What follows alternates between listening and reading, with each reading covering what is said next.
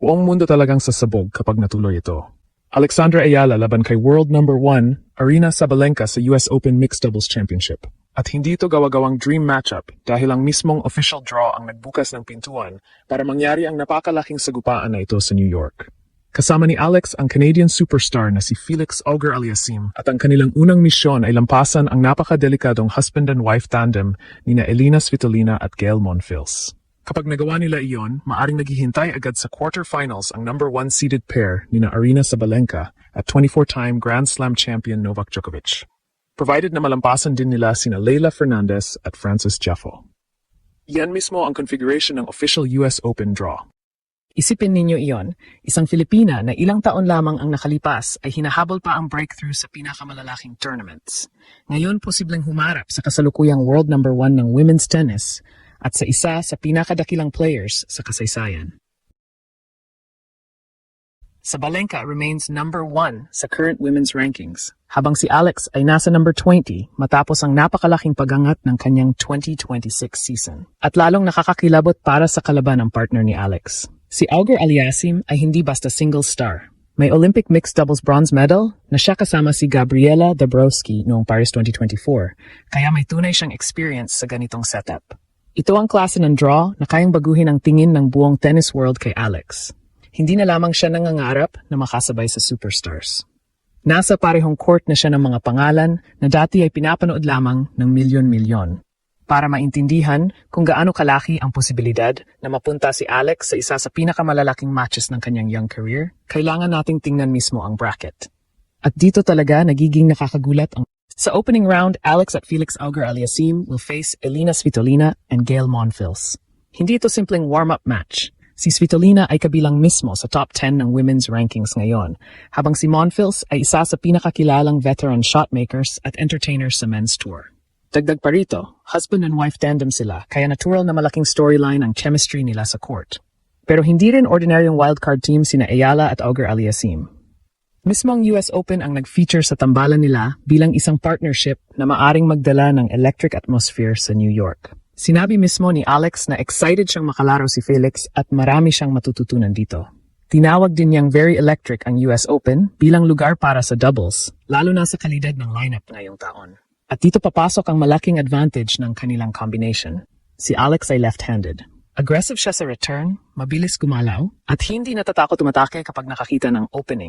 Si Felix naman ay may malaking serve, athleticism, power mula sa likod at experience sa mixed doubles na napatunayan na sa Olympic stage. Noong Paris 2024, nakakuha siya ng bronze medal kasama si Gabriela Dabrowski. Kaya pagdating sa format na kailangang mabilis ang adjustment at chemistry, hindi pumapasok si Felix nang walang alam. At kapag nalampasan ni na Alex at Felix ang Svitolina-Monfils tandem, doon pwedeng sumabog ang tournament. Sa kabilang opening match ng kanilang quarter ng draw, makakaharap ni na Sabalenka at Djokovic sina Leylah Fernandez at Frances Tiafoe. Kapag nanalo ang top seeds at nanalo rin sina Alex at Felix, automatic, iyala Auger-Aliassime vs Sabalenka-Djokovic sa quarterfinals. Walang haka-haka sa bracket na yan. Yan mismo ang inilatag ng US Open. At anong klaseng kalaban niyon?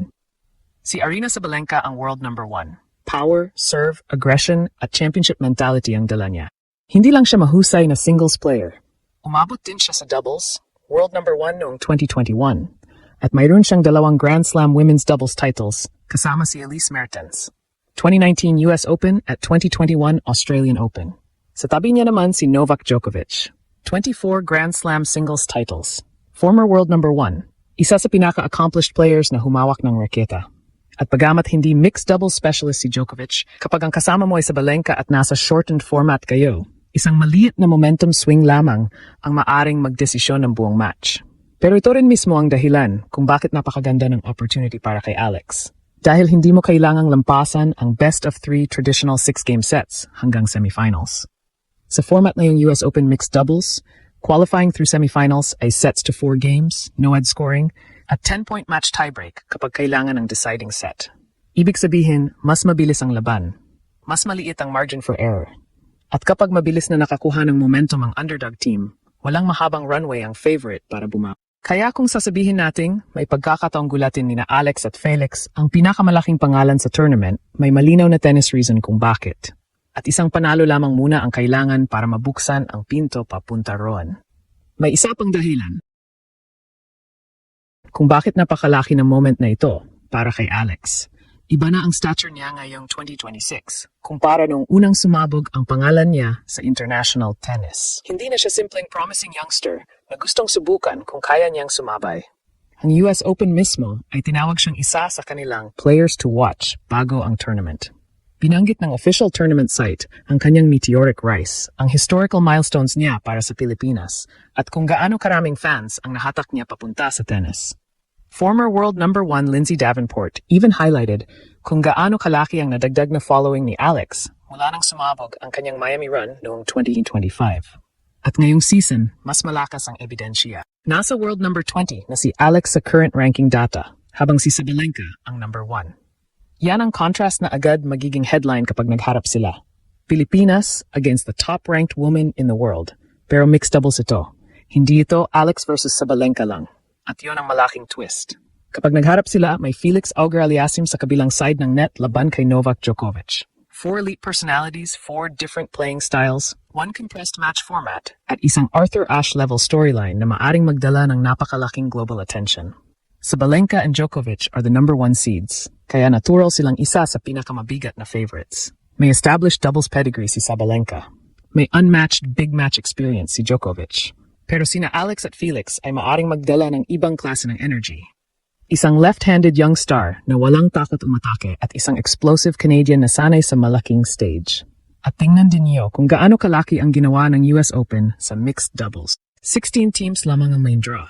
Tuesday, August 25th ang first round at quarterfinals. Pagkatapos Wednesday, August 26th, agad ang semifinals at final. Ang championship prize ay $1 million, habang $500 naman ang runners-up purse. Kaya bawat laban ay parang mini-final. Walang panahon para mag-adjust ng 2 oras. Walang panahon para maghintay ng magandang araw. Kailangan ready ka mula first point. Ito ang format na maaring magbigay kay Alex ng pagkakataong gumawa na naman ng isang moment na pag-uusapan hindi lamang sa Pilipinas, kundi sa buong tennis world. Una, kailangan nilang tapusin ang trabaho laban kina Svitolina at Monfils. Pero kapag ginawa nila iyon at kasabay namang nanalo sina Sabalenka at Djokovic, doon na talaga sasabog ang Arthur Ashe storyline. Alexandra Ayala, ang Filipina trailblazer. Felix Auger-Aliassime, Olympic mixed doubles medalist. Aryna Sabalenka, world number 1. Novak Djokovic, 24-time Grand Slam champion. Isang quarterfinal na ang laman ay parang championship match. At kapag si Alex ay nakatayo na sa kabilang side ng net, laban sa pinakamalaking pangalan ng women's tennis ngayon, isang bagay ang siguradong hindi na maitatanggi. Ang Filipina star ay hindi na nasa labas ng pinakamalaking tennis conversations. Kasama na siya mismo sa gitna ng mga ito.